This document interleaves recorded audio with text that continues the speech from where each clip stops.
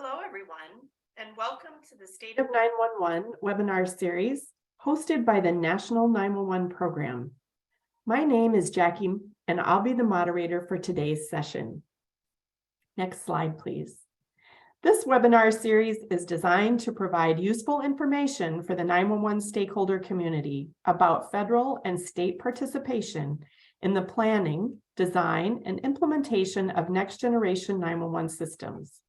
It includes real-life experiences from leaders across the country utilizing these processes.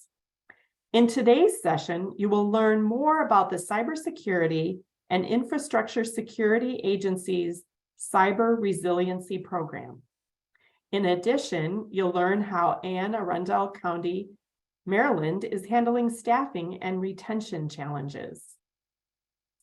For closed captioning, hover at the bottom of the Zoom screen for meeting controls. Then click the CC button to start viewing the captioning. For more information on National 911 Program webinars, access to archived recordings, or learn more about the National 911 Program, please visit 911.gov. Feedback or questions about the webinars can be sent to National 911 team at missioncriticalpartners.com. Next. The National 911 Program would like to make you aware that the Docs and Tools section of the 911.gov website has been updated with new resources and improved access. 911 stakeholders are encouraged to submit links and documents that would be of use and interest to 911 colleagues, including policy documents, plans, and reports across several topics, such as governance, management, technical, operations, and standards and best practices. You may access the webpage under the 911 Systems Resources drop-down menu, or you can scan the QR code in the bottom right corner of this slide. Content can be submitted by clicking the online submission form on the left side of the Docs and Tools page. Next. The National 911 Program would also like you to invite you to visit the 911 Telecommunicator Tree of Life and share the name of a remarkable 911 telecommunicator who has inspired you. Share your story at 911treeoflife.org to honor a special 911 telecommunicator who is making a difference in your community. Next. Please note that all participant phone lines have been put in a listen-only mode, and this webinar is being recorded. To ask questions of our presenters, feel free to take one of two actions. Using Zoom's QA feature, located on the bottom of your screen in the meeting controls, enter your question at any time during the presentation, and it will be entered into the queue. Hover your mouse over the bottom of the page to access the meeting controls. Or you can ask your question live by using the raise hand feature to request your phone line to be unmuted, and you will be called upon to ask your question. Individuals registered for this webinar will receive access to today's PowerPoint presentation and the webinar recording. With that, I will turn it over to Kate to introduce our first speaker, Lisa Festa. Thank you, Jackie. In our first session today, our speaker is Lisa Festa. Lisa serves as the Program Manager for the Priority Telecom Service Program, Deputy Program Manager of the Next Generation Network Priority Service Phase 1 and 2 programs, and Program Manager for Cyber Resilient 911. In her role, she helps lead the nationwide team effort to deliver priority communication capabilities and a resilient 911 ecosystem in support of public safety, critical infrastructure, and the national security and emergency preparedness community. Prior to joining DHS, she was the test director for the USS Gerald R. Ford-class aircraft carrier program office. In this capacity, she led the team responsible for developing the test and evaluation strategy for the next generation of aircraft carriers, which included development interoperability testing, operational testing, live fire, full ship shock trials, and cyber survival testing and modeling and simulation activities. Lisa, I will now turn it over to you to bring your expertise for our 911 community to bear. Thank you. Thank you very much, Kate, and thank you, Jackie. Good morning and good afternoon to everybody. Thank you very much for coming to this webinar today. As Kate indicated, my name is Lisa Festa, and I'm the program manager for Cyber Resilient 911. And so I work within the Emergency Communications Division of CISA, or the Cybersecurity and Infrastructure Security Agency. And today I'm here to talk about a new program. Next slide, please. And so it's a new effort within CISA's Emergency Communications Division called Cyber Resilient 911, or CR911 for short. And so this is a program that's going to help 911 centers close operational cybersecurity gaps as the centers upgrade to next generation 911. CR911 is intended to become an acquisition program that will ultimately provide PSAPs with tools that will help with cyber risk management, cybersecurity education and training, and cybersecurity solutions for 911 centers. And I'll talk a little bit about that in a follow-on slide. Next slide, please. And so PSAP technology has changed. And with that change, it's introduced higher levels of risk for next-gen 911. In the past, dispatch and PSAP technology used to be simple telephones and radios that presented very little or no cybersecurity risk. Today's technology is almost completely computerized and interconnected, which creates a significant level of cybersecurity risk. And it also introduces new cyber attack vectors. And it's also now possible to launch multiple distributed attacks with greater automation against more targets. And so on this slide, this is some of the data that was compiled from the 2018 Safecom nationwide survey. So it is a bit dated, but you could see even back in 2018, nearly half of the PSAPs indicated that cybersecurity incidents impacted their ability to communicate over the previous 5 years. So that's 2013 to 2018. And on the right-hand side of the slide, you could see that 1/4 of PSAPs indicated they don't have funding for cyber operating or maintenance costs. Over 1/3 indicated cybersecurity funding is insufficient to meet their needs. And nearly 2/3 of PSAPs indicated they don't have incident response plans, policies, and capabilities, nor do they have a mitigation strategy in place.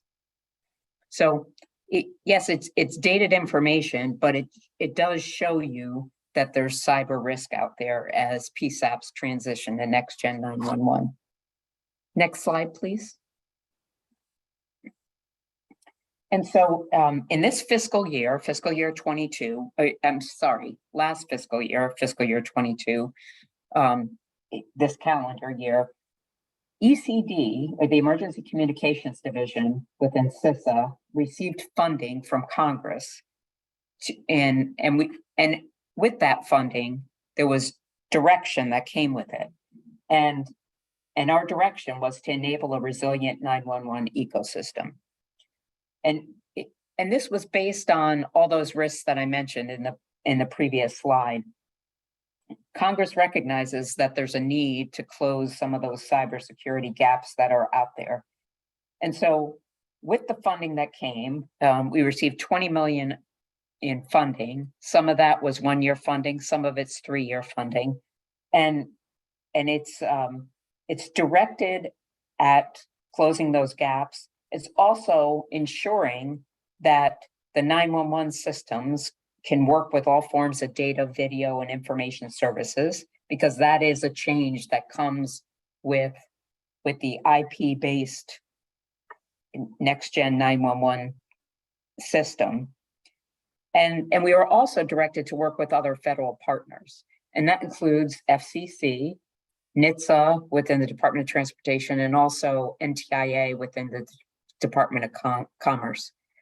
And we're also directed to be guided by the recommendations of the Next Gen 911 roadmap, and which is available on NHTSA's website, 911.gov. Next slide, please. And so federal acquisition programs can include tangible assets, and they could also include services or non-material assets. And so as we start this new acquisition program, we don't want to narrow down our focus at this point. We want to look at both material and non-material possible solutions. And so some of the non-material solutions include education and training. And I have another slide coming up that'll show examples of that. It could include cyber risk management, and it also could include stakeholder engagement. The Emergency Communications Division within CISA has a long history of engaging with stakeholders at the state, local, tribal, and territorial level. And we plan to continue in that effort with this new program. And then in the lower left-hand corner, this is an example of a possible material solution that we could end up developing. And that is, a regional operations center or an emergency communications cybersecurity center, which could possibly be a center that a PSAP could transfer their calls to in the event that they're under a cyber attack. And then also looking at possibilities of cybersecurity as a service, where if someone is under attack, there's services that they could reach out to help them recover from that attack. Next slide, please.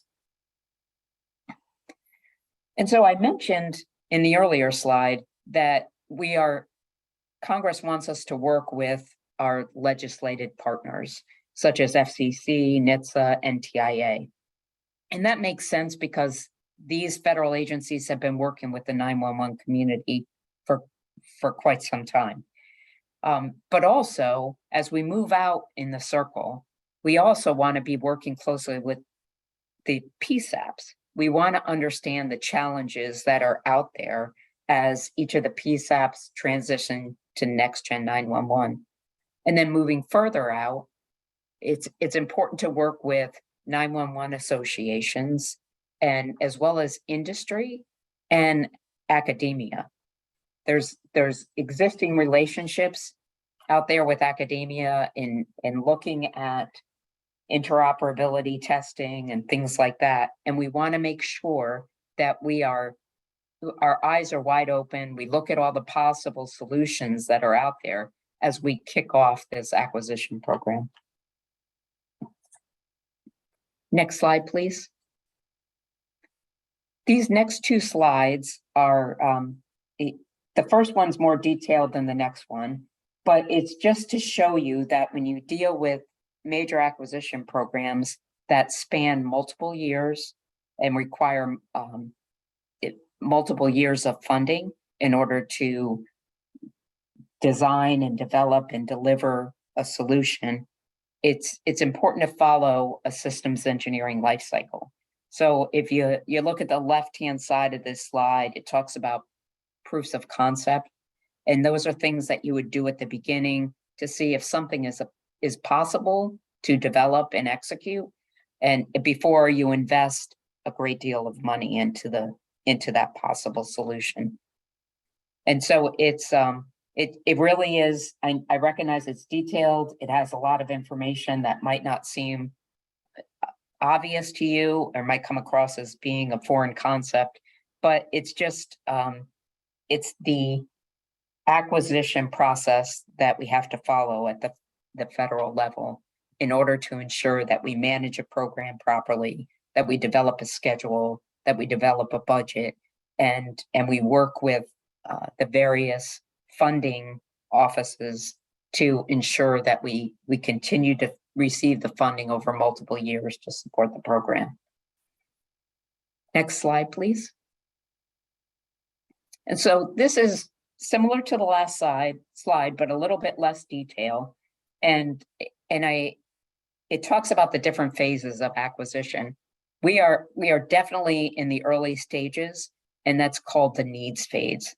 It's very important to identify the gaps that exist right now with the PSAPs as they transition to next gen 911 and they deal with the cybersecurity challenges that come with next gen 911.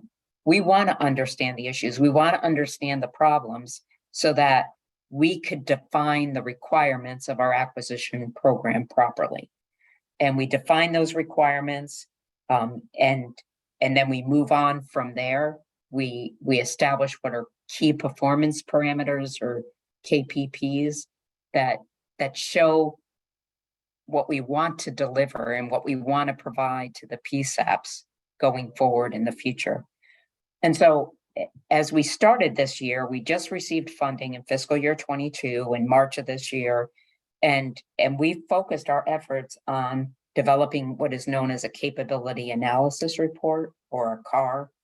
And so we used the information that was already out there. We used that Safecom nationwide survey. We used the next gen 911 roadmap to articulate those operational gaps that are out there.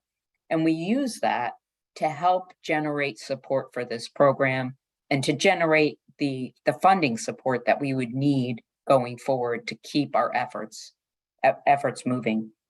And so the capability analysis report is just, it doesn't focus on specific solutions. It just really focuses on a range of possible solutions at this point.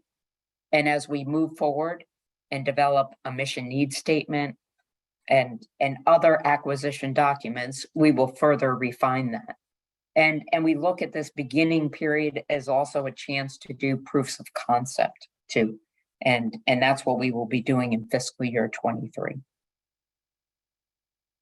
Next slide, please.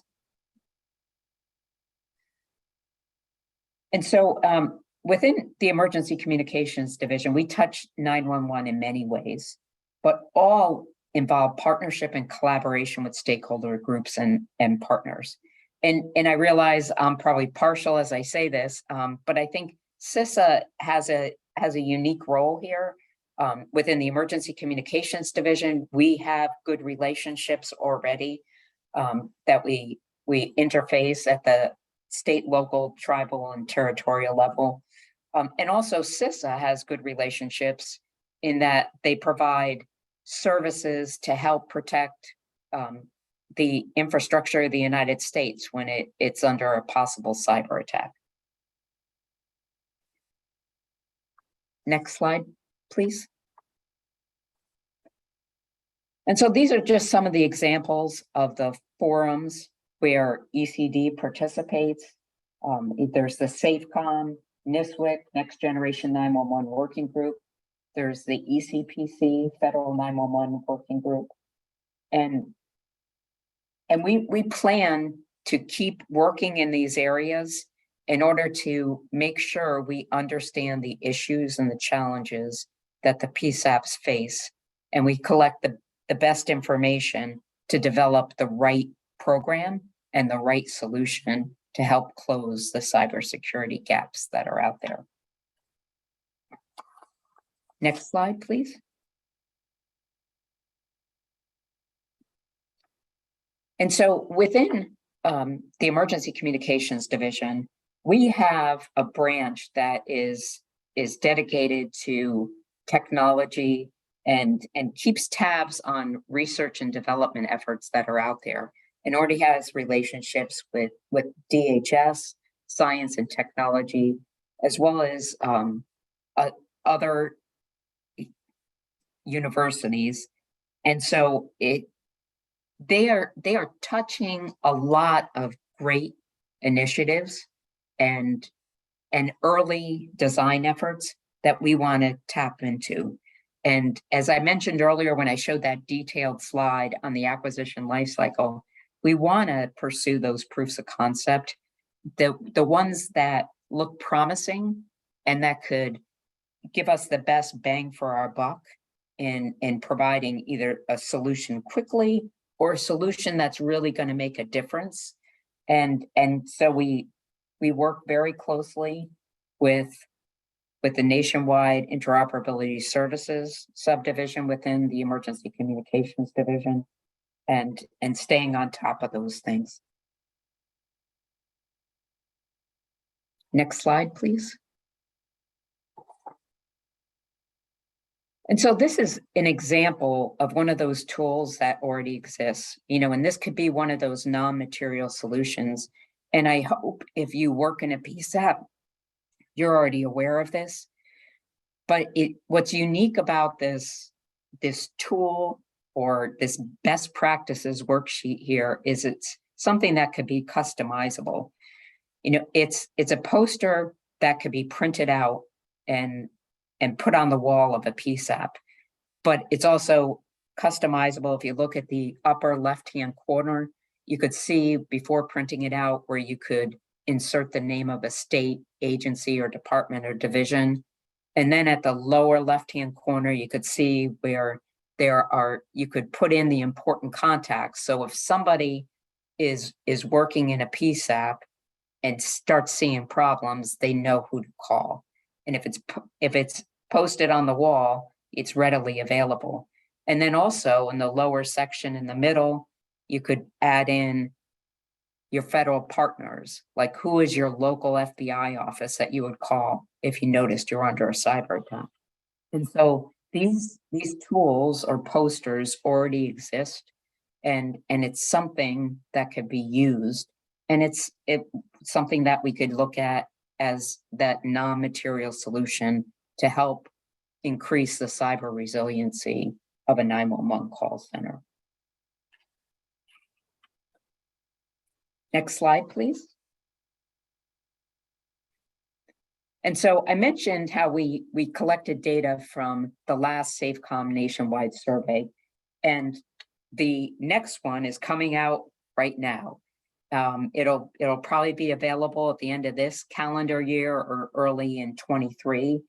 And I urge you to participate. If you get the survey, if it shows up in your email, please participate, because this is something that we can use to make sure that we get the requirements right for cyber resilient 911. It may not be obvious where it links to you, but because it's divided up in different ways, there's a technology section, there's a security section, there's a training section, there's governance. But this survey could be sliced and diced so that the data coming from it can be sliced and diced so that we could really see the challenges that 911 call centers are facing. And so please, I can't say this enough, please participate in the Safecom nationwide survey, and it'll help us get things right going forward. And so with that, that concludes my slides. I'm happy to take questions, but thank you very much for being a dedicated partner and making progress for the 911 community. And thank you in advance for participating in the Safecom nationwide survey. Thank you so much, Ms. Festa. That was very, very informative. And we'll start the Q&A portion of our session now. As a reminder, to ask a question, please use Zoom's QA feature located at the bottom of your screen, or press the raise hand button so we can unmute your phone line. I'll start. We have 3 questions right now and a few more coming in. The first one is from Ravichandra, and the question is, are cybersecurity technology and processes of PSAPs any different from that of commercial entities, such as banks? So there is a lot of similarity. One of the things that I always focus on is, it seems like if you work for any organization, they are constantly preaching about the importance on don't click on a link if you didn't know where it came from. And I think what's unique about a PSAP is they don't have that luxury. They might need to click on a link in order to get information on a 911 call for assistance. And so I think that's the thing that makes a PSAP unique and adds additional challenges.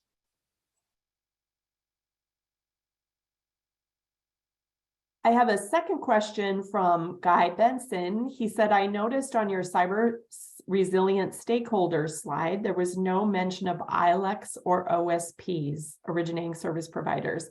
Why not? And I guess they would be covered under industry, and I didn't get specific enough. But thank you for that feedback, because maybe we do need to call them out specifically.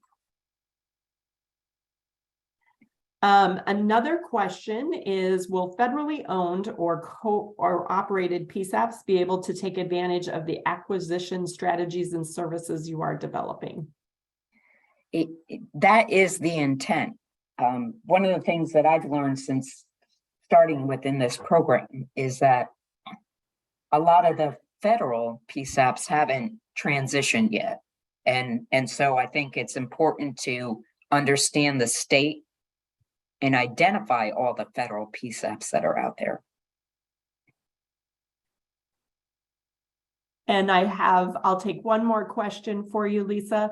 One of the challenges we have today in doing the risk assessment is estimating the likelihood of whether PSAPs will be targets for script kiddies, nation states, or APTs. They are good targets, of course, but traditionally the attackers stay away from it. Are there any risk assessments that can be shared so that the money we spend is appropriate to the level of threats?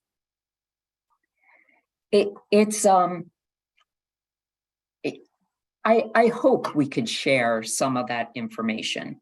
One of the things that I was under the impression when I first got here is that individual PSAPs didn't want to share a lot of information because they were concerned about kind of getting a report card on all their problems.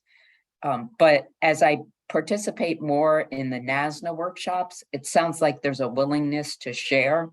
And I think we could anonymize the information and share some of those risk assessments without identifying particular PSAP.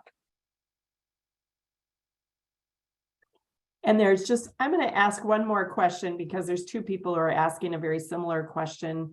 What is, one of the topics we would like to understand is the importance of time in national 911 systems.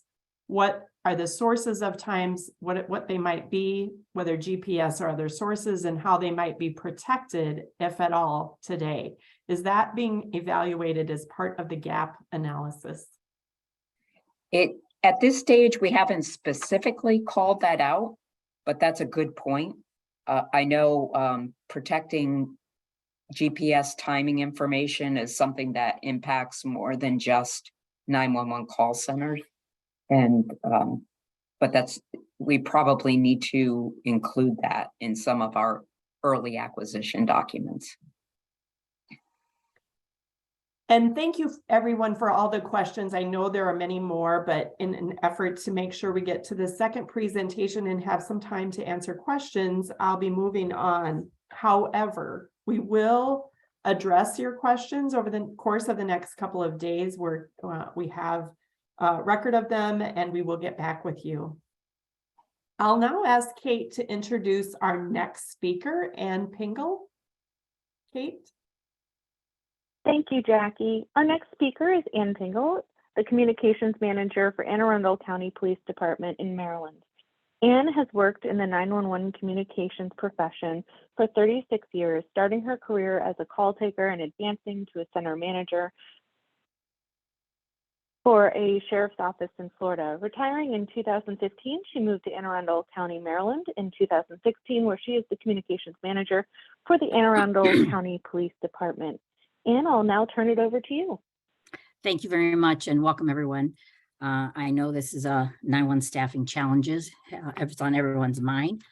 So I'd like to go back, if you'd like to do the next slide, please. I'm going to give you some history on our hiring challenges that we've gone through over the last several years. So previously, the department would receive, Anne Arundel County would receive 250 to 350 applications for the position of a 911 specialist and or dispatcher. And this process, excuse me, this process was driven by the county personnel department up until the oral interviews. So all contact with the applicants was done via email. And then once the oral interviews took place, our police background investigators would make contact with applicants. So pre-COVID, we did receive high numbers of applications, but the results were low in the applicants actually being hired. And I think I do hear that from other departments and agencies as well. That is not something that's like shocking. And then, of course, once COVID hit, our application numbers just plummeted. In fact, we were receiving to low 100s, so actually below. Again, we had low numbers on applicants actually being hired. So post-COVID, we were hoping that our numbers would increase, but this is not something that we saw. So we decided at that time that it was time to review the process and determine what exactly was missing. Next slide, please.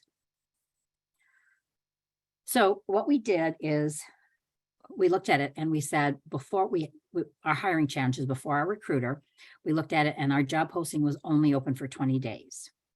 Our pre-hire testing was the critical, which a lot of agencies and a lot of departments use across the country. County personnel set up testing times, which some were not conducive with the schedules for the applicant. So we had to make contact with them and we had to talk to them and say, hey, can you please have it on the weekends or have it in the evening hours? We had to, because they would have to physically go to our community personnel, our county personnel department and go into like a computer lab. So we had to try to open those timeframes up. We did open houses that at that point they were in person, and attending numbers would fluctuate. Sometimes we'd have really good ones and sometimes we would have not so good. But once COVID hit, obviously we stopped that immediately. Oral interviews, we would only have one person from the communications section on the oral interview and then two others sworn. So we always felt that that was an issue as well. The next hurdle, I will use that word as it's called Electronic Statement of Personnel History. We call it ESOF.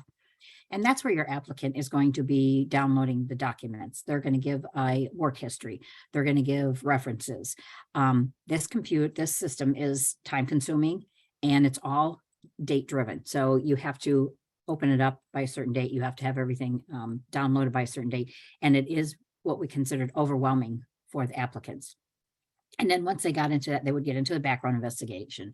But our background investigators didn't just have one applicant. They would make contact with them, with the applicants, but it wasn't like a personal touch. It was more of they had several to do. So we knew that they weren't being able to reach out as much as they needed to. The next portion is what they get a conditional letter of employment, which was wonderful. But then they'd also have to take the drug test, which we all know a lot of people failed that as well. Next slide, please. So looking back, we sat down and started talking and said, what works well with the current process and then what does not? So during the year of the pandemic, my center lost 15 911 specialists and or dispatchers for all types of reasons. But so that obviously we're going to be in a staffing crisis because a lot of them had experience and that really put us in, okay, what do we need to do? So moving forward, the goal was to fill these vacancies with people who are able to complete the application process and be successful in the training program. That was a huge portion of it because to make sure that they were successful, we needed to get the right fit in there. So we looked at the areas that we were losing applicants. One was minimum requirements. That means the applicant was not understanding if they had met the qualifications. Another one was critical testing. Another one was the oral interview. A lot of people don't understand or don't know what to do when they go into an oral interview. And of course, the background software and the drug test. So we looked at another area we looked at was who's responsible at that point. Who was it responsible for the recruiting? Well, the majority of the recruiting effort was put on the training coordinators. Now, they were doing the best trying to attend events and get the word out, but they had their own training to do for the whole staff. They had other projects that they were assigned, and recruiting was just not a priority. So it was actually falling to the bottom of the pile. We needed to make a change and move forward. And so we needed to come up with some ideas. Next slide, please. At that point, the decision was made to hire a communications recruiter. So we were very excited about this. So we have to look to figure out, what are you looking for in a recruiter? Okay, what type of person are we looking for? The person must understand the duties of a recruiter. With someone who is not afraid to reach out to people, they must be self-motivated, definitely have to have flexible hours, and they need little or no supervision. So you have to put all that into perspective. So then we decided we will compile a job description. Now for us, we were lucky enough to have a former police recruiter who had retired the year before, and we reached out to him to see if he would be interested. He came to us with the recruiting experience, so that was wonderful. And but he needed to learn the communication side of it. Yes, he could help the sworn side, but he really needed to learn the communication side. So you need to put together a job description, and this job description must include experience and compensation and the hours. So how much are they going to be paid? My department went with a contractual position, which means the recruiter can work up to 1,500 hours a year, and that equals out to about 28 hours a week for 52 weeks. Now we know that not everybody works 52 weeks a year. So what the recruiter has done is the weeks that he needs to have more hours in, he works it. The weeks that he needs less, he works that. He also takes vacations. So he knows that his amount of hours are 1,500 hours. So he plays around with that, and we can put, like, again, some more on some weeks, some less on others. And then you also want to definitely research the pay scale for a recruiter. So if you find somebody that does have experience, this may drive up the hourly rate. Lastly, you want to make a list of expectations and responsibilities. It needs to be pretty clear cut what exactly you're looking for this recruiter to do. Next slide, please. So the responsibilities, what are the expectations? For us, it was a few things. It was to raise the number of applications, obtain higher number of applications that pass critical, and complete the background process. We also wanted the applications to understand the job and the position. That was very important, because we all know that people, when they think of 911, they think that we're probably just answering phones, and it's not as entailed as it is, and doesn't have as many duties and responsibilities. So another expectation was to have that personal contact with the applicants and help them through the process, to reach out and touch them, to talk to them and give them that little support that they need. A recruiter has to understand the organization and its goals. What are our recruiting needs and what are our commitments? So for us, we needed someone to attend events, work with both the county personnel department and the police personnel department. But the recruiter also needed to come up with ideas and ways to get information out for job postings. Take this responsibility off the training coordinators and off management. When some events would come up earlier, we would try to put out and say, hey, does anyone in the center would like to help out with this recruiting event? And they're already working a lot of hours. They want their days off. We'd get very little feedback saying, no, I can't do it or whatever. You might have that few, that's small core of people, but for them, they want to have their days off. And so we didn't want to try to intrude on that. So we look at it, and the recruiter will need to learn and understand what a 911 specialist and a dispatcher does. Next slide, please. So the expectations. What is the main goal for the recruiter? Well, for us, a recruiter needs to understand recruiting needs and commitments. It is a goal, again, to have a bigger applicant pool, hire the most qualified people. That's very important. One area, Anne Arundel County thought it was important, was to have the recruiter reach out to these applicants. So we provided the recruiter with a cell phone, business cards, and even a vehicle to use.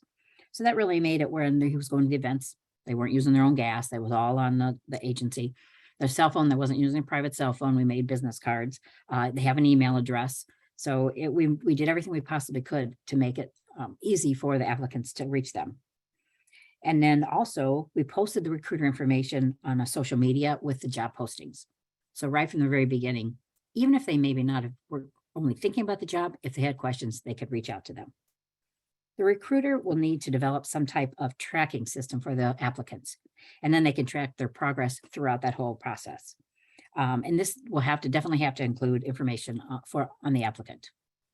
So the next expectation is community outreach. What is your agency, your department looking for community outreach? What works best for the organization? Obviously, social media, department websites, advertising. Now, we used radio ads, and this advertising can be expensive, but it also reaches a large audience of people. When you can look at the demographics, you can look at ages, you can look at the number of listeners that a station hits. So we thought that was important. And you can also decide on the time of day you want it to be run, your ad, how many times a week. So you can really get very detailed. We also did billboards, or we also looked at billboards. Billboards, I will say, are very expensive, but these are visual aids for drivers. So that always helps, especially if somebody's using the same interstate or same road all the time.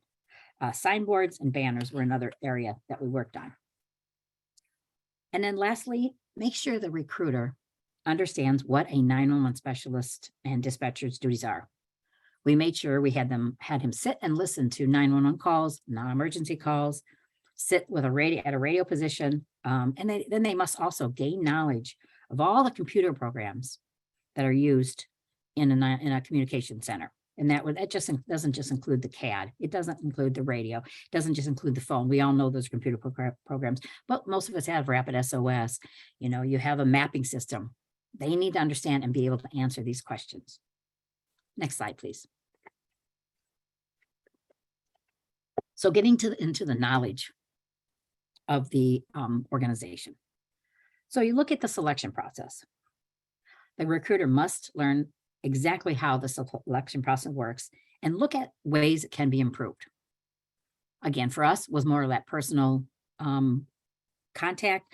The other part of it was helping them through the computer program for the background information. So we looked at where are we losing our applicants. For us, it was a personal history background computer program. And it's just so overwhelming because depending on how many jobs you've worked, all your neighbors, all your work history, or your oh my gosh, I just lost my train of thought. Oh, and the documents. It takes a lot of people time to find those documents. We try to give them a heads up. Okay, these are the documents going to need. Start looking now. So that can be overwhelming for somebody. Following deadlines. That's another area, is to follow through with deadlines. We lost a lot of people. Again, they weren't opening the emails. They weren't responding in enough time frame, and they only give them a certain amount of time, and then they're disqualified. So what is an oral interview like? That's another thing. How can our oral interview be improved? Look at the questions. Can the questions be updated or changed? And this helps sometimes by when you have a new set of eyes on them, not just the same people. So another area we thought was very important is the recruiter really must know what the minimum qualifications for the position are. So they need to understand that. Can those minimum qualifications be better defined in the job announcement? For example, our job announcement stated that we would like some experience with computer programs, but that doesn't have to be Microsoft, Excel, Word, PowerPoint. It could be something as simple as using a cash register in a retail or fast food organization, because that is considered a computer program. So to help answer those type of questions, that was important. And then the other area that we found out was very important is what disqualifies an applicant. So of course, maybe, depending on the organizations, we have drug use, credit issues, convictions. The recruiter will need to be able to answer these questions for the applicants. And believe me, if they are disqualified, they are going to want to know why. Next slide, please. So recruiting needs. So knowledge of the organization's social media announcements, open houses, advertising, and these are our tools. So learn the best ways to get out to the public for our job openings. So you can post on social media, but they need to use all types. We use Facebook, Twitter, Instagram. So it helps if the recruiter does have, is able and is comfortable with using those type of social media. And you have to remember, people are literally on social media a majority of the day. And that person may pass on the information to someone who might need a job. That's kind of like the radio ads too. Heck, I've heard radio ads for other agencies around and think, oh gosh, okay, they're hiring. And if you know somebody that might be looking or lives in that area is looking for that, you can pass it on. We did move to virtual open houses, and that has worked very well for us. And I'll get into that in just a little bit too. Put up banners, flyers, look at high traffic areas for signboards. This sounds very, very weird, but we put basic signboards, just like they use for like in a construction zone, on 3 areas of very heavily used roadways.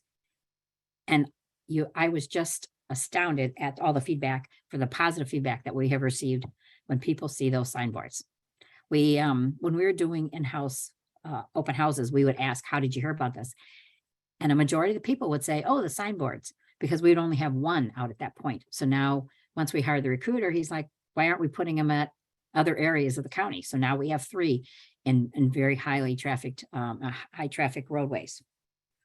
You can put up banners, you can put up flyers, you can attend all different types of events. So we looked at what events. Job fairs, of course, are a big one. College and high school job fairs. Businesses that are possibly closing down in the area. Lots of times they'll let recruiters come in and talk to the people to help them find another job. Mall events. If the mall's having some type of event, we set up a table. In fact, one thing is our emergency management has a preparedness day, and we set a recruiting table up during that preparedness day just to give the information out. And it's so important to attend these type of events, because again, you don't know if there's somebody there that may know someone that's looking for a job. So you have to kind of think outside the box. And all these things that we've talked about, all these events are just not going to be daytime hours. So that's why it's very important. The recruiter must understand that the hours need to be flexible, because we all know that things happen in the evening hours, things happen during the morning, and things happen in the afternoon. So we looked at where is the best time and when is the best time in the application process to make contact with the applicant. And I will say, the sooner the better. Once our county personnel releases the email addresses of the applicants, our recruiter reaches out. He right away makes contact. And another way is the virtual open house. So when we have a virtual open house, it is actually in our job posting. So what we do is we actually look at when I post a job. Now we post a job now for 60 days, which has really been helpful for us. So we look at the calendar and we think, okay, when can we have a virtual open house? And how we do that is we normally have it for 3 hours. So we have sessions. We'll have a session, say from 4 in the afternoon to 4:45. And then we have one from 5 to 5:45, and then one from 6 to 6:45. We only go to 45 minutes. We give them the questions. And then what we like to do is that gives us time to regroup and kind of talk over things, and if there's something that we need to change. But when you have a virtual open house, you need an email address is required to register, because we do have the people, we have a link on the job posting, and then we send out social media with links on it like the day before, a couple days before. So they have to register for the virtual open house. And I will say our recruiter has taken such a positive approach that he'll start emailing and contacting them shortly after the presentation. Even if they have not actually applied for the job, at least it gives them, hey, somebody's reaching out and can answer some questions that may come up. We've had it before where the presentation had ended and his phone was already ringing because people were calling him and asking him questions. We also make sure that he makes contact minimum at least weekly. Lots of times it's more, but at least once a week. Next slide, please. So some of the best practices for us have been, once the recruiter has the best way to get that information out and what type of advertising works well. Again, in the past, we've used radio ads, social media. We also use gov.com, indeed.com, your county website. You can use NINA and or APCO, but there is a cost associated with that. And then also, again, our signboards, which I know people think that's crazy, but it really does work well, and banners. Social media works the best for our virtual open houses. And that, again, is included on our job posting. Make sure that they attend as many events and job fairs as possible. Now, another thing that we kind of jumped in since we're a police department is we have our communications recruiter actually go out with the sworn police officer recruiter to attend some of the events. And that way, if you find something that somebody that maybe doesn't want to be sworn, they may have need somebody that wants at least a job within the law enforcement or within the department, and we have our communications recruiter. One area that we found that works well is military bases, because you have people that are retiring from the military. Maybe they don't want to start, they do want to start a new career, but they don't want to start one as a sworn officer. So we have our communications person there. Next slide, please. So best practices, we're just going to go over this real quick. The best time to contact the recruiter is obviously going to be as soon as possible. Host the open houses, and our open houses provide a lot more information than just what the job is about. We talk about the salary, we talk about hours, we talk about training to the benefits, we talk about being a union shop, shift schedules, and of course, a contact information for the recruiter, and as well as the county personnel in case they have not submitted an application. We work with them regarding the critical testing. I had the recruiter take the critical test just to understand it. Doesn't matter if he passed or failed, but at least he could understand what the test was like. So then he could go on and provide as much information to the applicants. So we tell them, go on YouTube, go onto the internet. There's all kinds of information about the critical testing. Now with our agency, we have let them take the test more than once, and now we've gone to the link. So when they do want to take the test, we send a link to them and they can take it. We don't have specific times, and they do not have to go what we call downtown. They don't have to go downtown to take the test anymore. And that's made a big difference. And then go over the background investigation with the applicants and for the process. Make sure they understand what the ESOFT is, what's that computer program, because they need to know what's going to be needed. And we also talk about that, in our open house about, hey, these are the documents you want to start getting together. And of course, the recruiter really must need to know the background software so they can work with county personnel, and that makes them feel a little bit better. All right, next slide, please. All right, most important is you keep those lines of communications open with applicants to answer questions. And again, have them make at least weekly contact. Assist them in understanding the critical test and provide as much information for that as possible. Prepare them for the oral interview. This is important. Give them direction, what an employer is looking like, how to dress when you come for an oral interview, and how to act in an interview. Set up observation. We want to make sure these applicants understand what this job is. Again, we all know the public thing that always do is answer the phone, but we know there's so much more to it than that. And stay in touch with the applicant until the final offers are received. Lastly, you keep documentation on current and past applicants, because someone may not be able to start your next class, but if we set ours pretty far ahead, something's coming up, we can let them know. In fact, we just had one of our previous applicants wasn't able to attend. Our recruiter reached out to her last week. She said, oh, okay, I can go ahead and I'm going to reapply. And she's looking for our next class that's going to be starting in February. And one way we figured out that this really does work well is we had a class start in September. And every one of them said if it hadn't been for the recruiter, they probably would not have been able to complete the process because it is so overwhelming. So I want to thank everyone. I hope this gave you some good information, and I appreciate you listening to the PowerPoint. Thank you so much, Ms. Pingle. We'll start the next Q&A portion of our session. As a reminder, please use Zoom's QA feature located at the bottom of your screen, or press the raise hand button so we can unmute your phone line. And our question for you, Anne, is were radio ads available as public service announcements versus paid advertisement? No, not anymore. That was the first thing that when we started talking about the radio ads, that was one of the first things. We went with iHeartRadio, and then we have changed to another major. I can't think of the name of it, but no, that was one of my first questions then, because I know years ago they had to provide some type of public service. They don't. But you can talk to, again, one what we used before was iHeart, and they will tell you how much it costs and the times the different times a day. And that's why if it's gonna be like 7 a.m. to 11 a.m. in the morning, it's gonna be higher where it's more of a people are going back and forth to work. The afternoon is a little bit quieter, but we were looking for, hey, on the drive home. But yes, they don't do that anymore. I was sad to hear about that as well. Another question for you, Anne, is does the recruiter give recommendations regarding applicants since the recruiter has worked so closely with them? Not really. He's letting the process, he lets the process take effect, and it's going to be how they do on their critical, how they do on their oral interview. He just helps guide them and doesn't really say, hey, this one looks like a good fit or not. It's because he doesn't sit on the oral interviews. So we try to let the process work. We just want him to help them through that process. All right, thank you so much.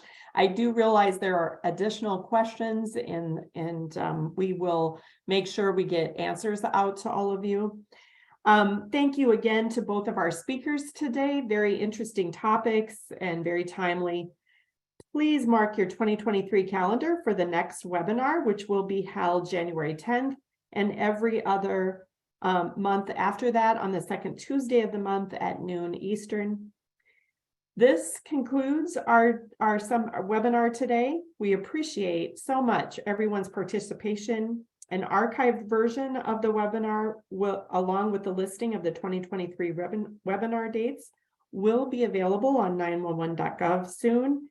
And we hope you will be able to join us in the future for more of these. Thank you all and have a great day. Thank you.